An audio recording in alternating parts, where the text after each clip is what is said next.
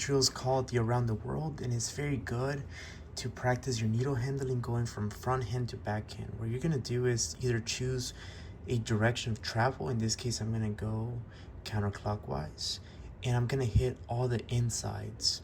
In doing so, I need to switch from front hand, in this case we're gonna do another front hand, to backhand. And the technique that you use is really up to you. There's a lot of different ways that you can go about it. You could do the tension, so if your string already has tension, the direction of pull here is going to move your needle forwards and backwards. So just depending on how you move your left hand dictates whether or not you can reload it backhanded or front-handed, like this. Another way you could do it is by kind of twisting it around the needle driver, something like that.